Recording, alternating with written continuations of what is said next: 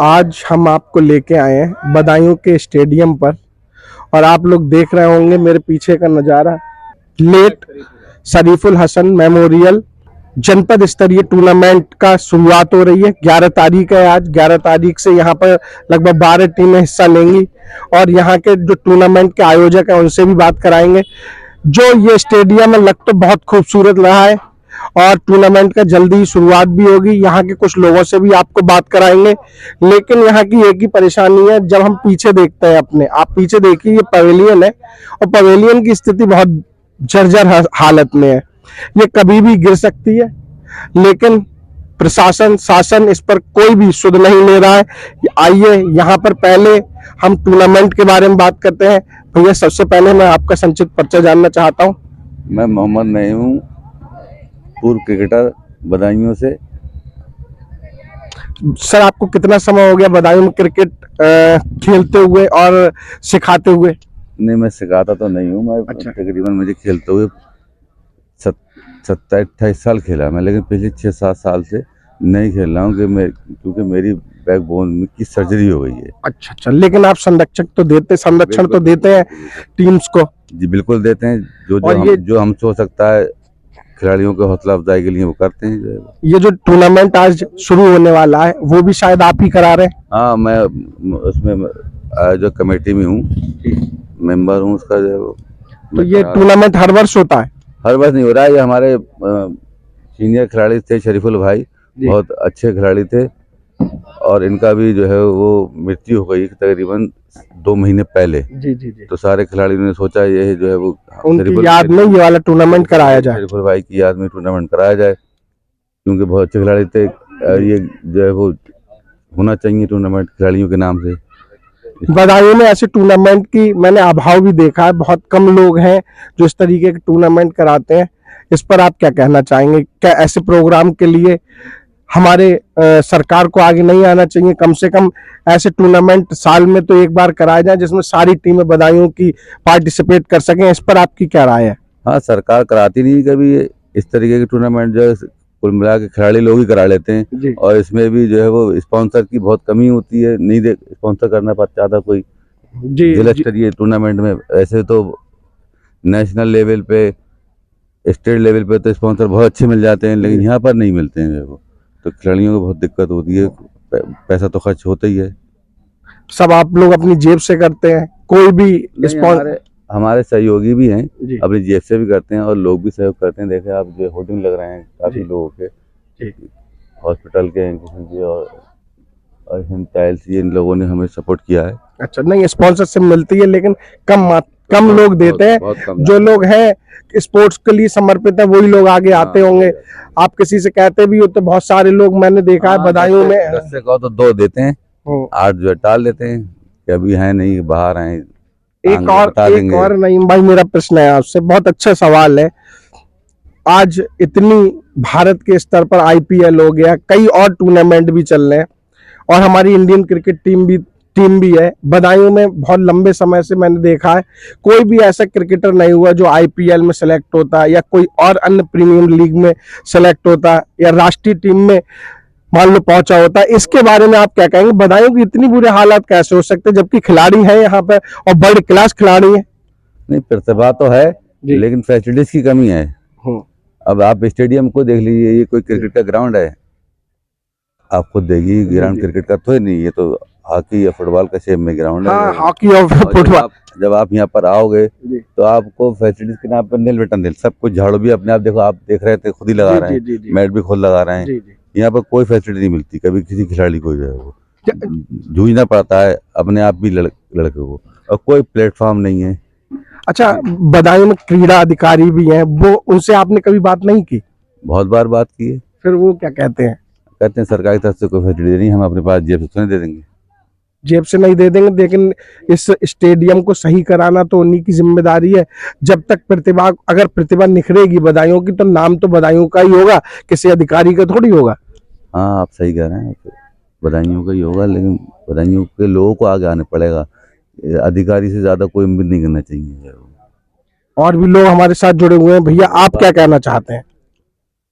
देखिए, क्रिकेट का खिलाड़ियों के हिसाब से बदायूं में बहुत खिलाड़ी भी हैं, टैलेंट भी बहुत हैं, मगर सुविधाओं के नाम पे खासतौर से क्रिकेटर को यहाँ कुछ नहीं मिल पाता। बाकी थोड़े बहुत गेम हैं, जो ओलंपिक संघ बना हुआ है वो कुछ खेलों में लड़कों को, बच्चों को सपोर्ट करते हैं और काफ़ी ऊपर लेवल तक उन्होंने पहुँचाए भी हैं। मगर क्रिकेट यहाँ पर बदायूं में एक ऐसा खेल है जिसको शायद हर अधिकारी, हर बड़ा उद्योगपति और जो भी लोग इस काबिल हैं कि वो सपोर्ट कर सकते हैं, वो शायद अपने हाथ खींच लेते हैं। बिल्कुल सही कहा आपने। भाई सपोर्ट करना भी चाहिए। अगर हम मान लो 100 लोग हैं, थोड़ा थोड़ा भी सपोर्ट करेंगे तो बहुत बढ़ जाएगा। लेकिन करने की, सपोर्ट करने की बात तो छोड़ो, सामने ही नहीं आते हैं। किसी से बात करो तो सामने ही नहीं आते हैं और बदायूं की प्रतिभा जहां है वहीं रह जाती है। लोगों ने अपने घर तो चमका लिए, लेकिन आज प्रतिभाओं की कमी इसीलिए हो रही है बदायूं में कि कोई आगे ही नहीं आना चाह रहा। भैया आप क्या कहना चाहेंगे? आपकी बात बिल्कुल सही है। यहाँ पर प्रतिभा, टैलेंट काफ़ी है बदायूं में और हर गेम्स में है, क्रिकेट में नहीं। लेकिन आप जो सुविधा है, जो मिलना चाहिएगा, वो नहीं मिल पा रही है। आपसे मेरा एक सवाल है, ये इतनी जर्जर हालत में बिल्डिंग पड़ी हुई है, कभी भी किसी के ऊपर गिर सकती है, इसके बारे में आपका क्या कहना है? ये एक्चुअल में क्या है, काफी टाइम हो गया है इसको जर्जर कंडीशन में। इसको सूचना भी दे दी गई है प्रशासन को, लेकिन प्रशासन जो है वो मौन धारण किए हुए है, क्योंकि कभी भी कोई भी हादसा हो सकता है। कई बार प्रशासन से बोला गया है कि इसको जल्द से जल्द डिमोलिश किया जाए, लेकिन हम लोग जब टूर्नामेंट इस तरीके से ऑर्गेनाइज कराते हैं तो कमेंट्री होती है, तो कंटिन्यूअसली जो है हम अपनी क्राउड को, जो हमारे क्रिकेट फैन हैं, उन लोग को बराबर बोलते रहते हैं कि प्लीज आप इसके आसपास से हट जाइए, जैसे कि कोई यहाँ पर कोई हादसा नहीं हो जाए।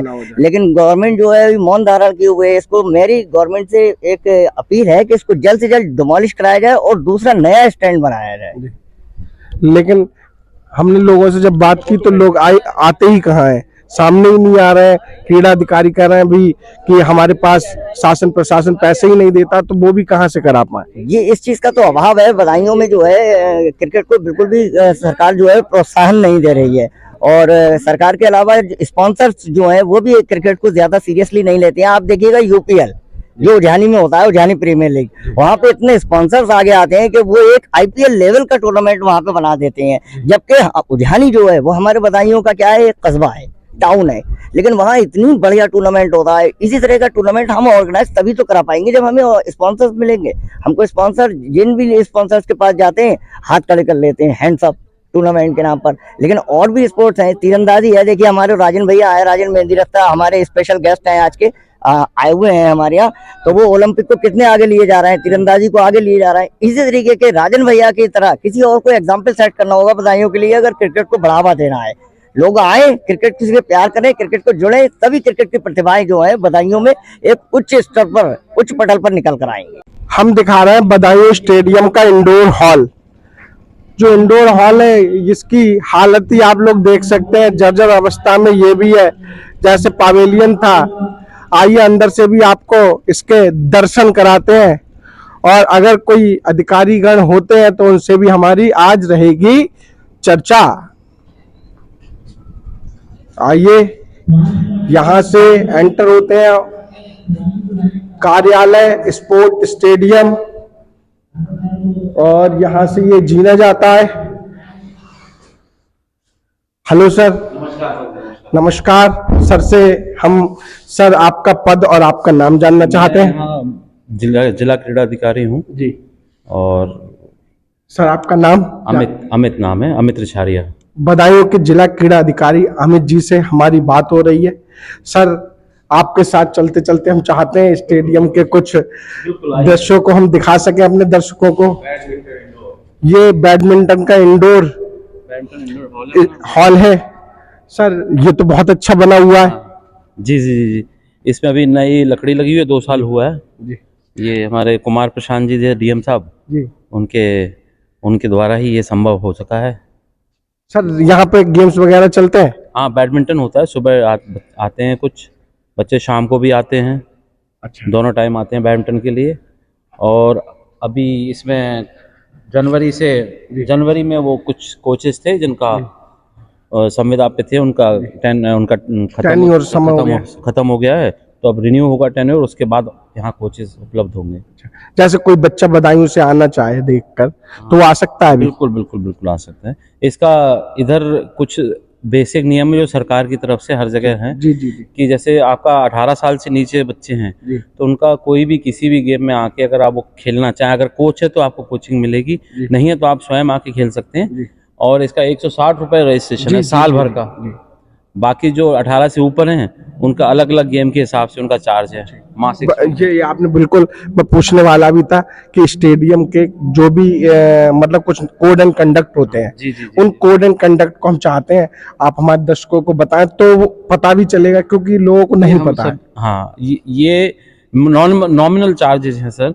अगर आप कोई मेट्रोपॉलिटन सिटी में जाएंगे ना तो 160 रुपये साल का 18 साल से बच्चों के लिए 1 घंटे प्रतिदिन जी जी आपको सुविधा उपलब्ध है, बिल्कुल कहीं नहीं मिलेगी। जी। दूसरी जो आपके शौकिया खिलाड़ी आते हैं 18 साल से ऊपर, उनके लिए अलग अलग है। जी वॉकिंग के लिए कोई आता तो 200 रुपये प्रति माह है। जी तो मैं सभी से आग्रह करता हूँ, लोग आते हैं, स्वास्थ्य का लाभ लेते हैं, रजिस्ट्रेशन कराए, जिससे कि ये जो राजस्व है जी हम ट्रेजरी में जमा करते हैं, उसके बाद आगे हम खेल कार्यालय में सूचना देते हैं कि यहाँ इस खेल के ज़्यादा बच्चे हैं, कोचेस की आवश्यकता है। लेकिन अगर आप रजिस्ट्रेशन नहीं कराएंगे तो हम वहाँ शो भी नहीं कर पाते हैं। और ये शायद मुझे लगता है ये जो राजस्व है ये पवेलियन बनाने में भी शायद काम आ नहीं, सके। ये वहाँ जाता है, बाकी सुविधाएं हम सरकार से मांगते रहते हैं। जैसे हमें पता पड़ा कि 20 बच्चे क्रिकेट में हैं, रजिस्ट्रेशन करा रखा है, तो हम उनसे कोच तो मांग सकते हैं। हाँ अब हम 20 बच्चों को रजिस्ट्रेशन के लिए बोल रहे हैं, कोई रजिस्ट्रेशन नहीं करा रहा है। हाँ, ये ऐसे बच्चे नहीं मिल पाते। हाँ, उसमें क्या है, फिर हम बता भी नहीं सकते कि हमारे पास कितने बच्चे हैं। भाई जागरूक दोनों लोगों को होना है। देखो भाई ये तो अच्छा रहा कि आज अधिकारी जी भी मिले और इतनी अच्छी बातें हमको पता चली। जरूरी है बच्चे अगर आते हैं यहाँ कुछ शुल्क जमा करते हैं, भाई हर जगह होता है। स्कूल में जब बच्चे पढ़ने जाते हैं तो स्कूल की फीस जमा नहीं करते हैं, वैसे ही फीस ही समझ लीजिए। और जॉब की फीस तो बहुत नॉमिनल है। आप लोग आए और यहाँ रजिस्ट्रेशन करा के जो भी गेम्स हैं उनका फायदा ले सकते हैं, पूरी सुविधा ले सकते हैं जो भी है। और हम खुद चाहते हैं कि आए। हम तो व्यक्तिगत तौर पे बहुत से स्कूल में भी गए, लेकिन लोग बोलते हैं ये दूर पड़ता है शहर से। अगर ये 5 किलोमीटर दूर है तो फिर बड़ा दिक्कत है कि आने में पब्लिक आती नहीं है। सबसे बड़ा प्रॉब्लम ये कि स्कूल में जाते भी माँ बाप भी थोड़े जागरूक नहीं है कि वो 1 घंटे अपने बच्चों को ले आए स्टेडियम में कुछ फिजिकल एक्टिविटी कराने के लिए। दूसरी चीज सोशल मीडिया ने और ये जो आज का जो इक्विपमेंट है मोबाइल, इन्होंने सब खत्म कर बात भी हो रही थी इस पर सर। लेकिन सर एक लास्ट सवाल है आपसे जाते जाते, पवेलियन की हालत जर्जर अवस्था में है, इस पर आप क्या कहना इसके आदेश आ चुके हैं, इसको जल्द से जल्द गिराया जाएगा और जिससे हमें और बड़ा मैदान मिल जाएगा और नया पवेलियन निर्माण के लिए प्रस्ताव भेज दिया जाएगा। चलिए धन्यवाद सर, आपने हमें समय दिया। जी जी जी।